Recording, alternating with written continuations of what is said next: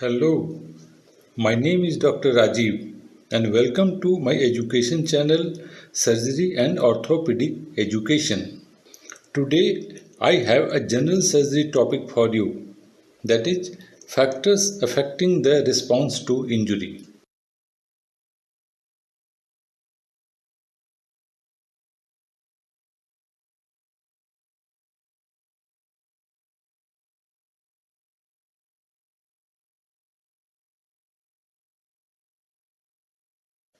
Factors that exaggerate the metabolic response to trauma.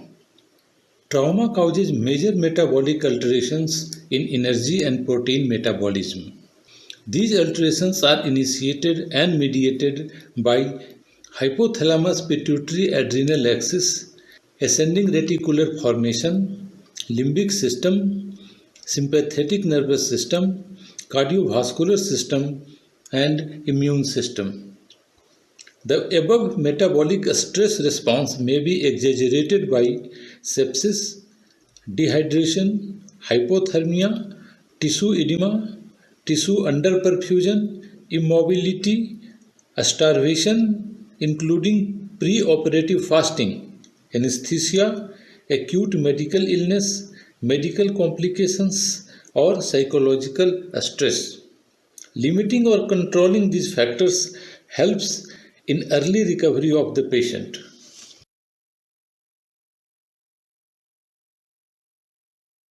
Response to blood volume loss. During blood loss, pressure receptors in the carotid artery and aortic arch and volume receptors in the wall of the left atrium send efferent signals to the hypothalamus, causing the release of both aldosterone and antidiuretic hormone. Moderate pain also stimulates antidiuretic hormone release. ADH stimulates kidneys to cause fluid retention. Decreased blood pressure stimulates the juxtaglomerular apparatus in the kidneys and activates the renin-angiotensin system, which in turn increases aldosterone release. Aldosterone induces the renal tubule to reabsorb sodium and water. ACTH release also increases aldosterone release. Increased levels of ADH and aldosterone result in the oliguria observed after surgery and retention of sodium and water in the extracellular space. Resuscitation with normal saline exacerbate water and salt retention and results in peripheral and visceral edema, leading to reduced gastric emptying, delayed resumption of food intake, and prolonged hospital stay.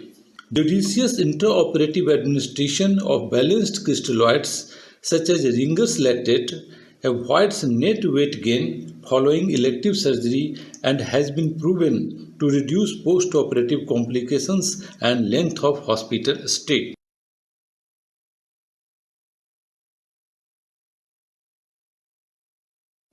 Hypothermia after trauma. Subnormal body temperature or hypothermia in trauma patients is a common condition. In trauma patients, hypothermia may result from environmental exposure, hypovolemic shock due to hemorrhage, or medical interventions, or a combination of these factors. It leads to higher in-hospital mortality, higher transfusion rates, and longer hospital stay. Hypothermia leads to increased secretion of cortisol and catecholamines. Mild hypothermia may also result in a 2 to 3-fold increase in post-operative cardiac arrhythmias and increased catabolism. Studies have shown that maintaining normothermia by upper body forced air heating reduces wound infections, cardiac complications, bleeding, and transfusion requirements.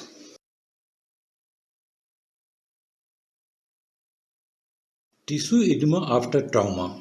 Swelling after any trauma is the result of the increased movement of fluid and white blood cells into the injured area. Post-traumatic inflammatory response results in fluid, plasma proteins, leukocytes, macrophages, and electrolytes leaving the vascular space and accumulating in the peripheral and visceral tissues. This may reduce gut motility, lung function, and kidney function.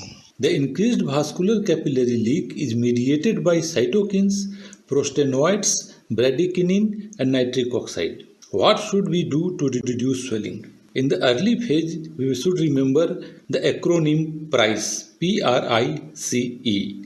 P. Protection from further damage. R. Rest to avoid ongoing irritation. I. Ice or cold application. C. Careful compression. And E. Elevation of the part. That is protection, rest, ice, compression and elevation. Effects of starvation. During starvation, the human brain needs approximately 100 grams of glucose per day to maintain energy metabolism. In the first 24 hours, there is the mobilization of glycogen stores in the skeletal muscles, followed by hepatic gluconeogenesis from amino acids, glycerol, and lactate. In other tissues, energy metabolism is maintained by mobilizing fat from adipose tissue due to insulin resistance. Finally, there is an accelerated decrease in lean tissue mass, which is the main source of amino acids for hepatic gluconeogenesis. The liver now converts free fatty acids into ketone bodies, which serves as a substitute for glucose for the brain's energy requirements. For avoiding loss of body mass as a result of varying degrees of starvation observed in the surgical patients, unnecessary fasting should be avoided and early oral or enteral nutrition should be started. According to modern guidelines on fasting, prior to anesthesia, clear fluid should be allowed up to 2 hours before surgery, and administration of a carbohydrate drink at this time reduces perioperative anxiety and thirst and decreases postoperative insulin resistance.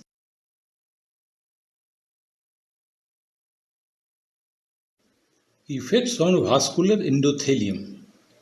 The vascular endothelium controls the vasomotor tone and microvascular flow and regulates the permeability of nutrients and biomolecules across vascular beds.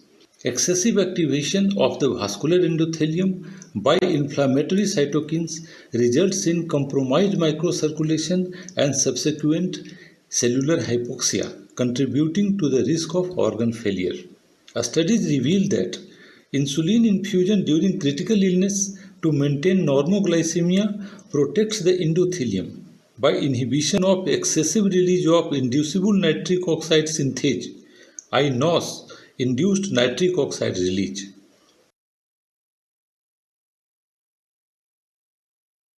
Adverse effects of immobility. Immobility is a potent stimulus for inducing muscle wasting. Immobility impairs the normal food-derived amino acid stimulation of protein synthesis in skeletal muscles. Post-operatively, unnecessary bed rest should be avoided, and early active patient mobilization is necessary to avoid immobility-related muscle wasting in surgical patients.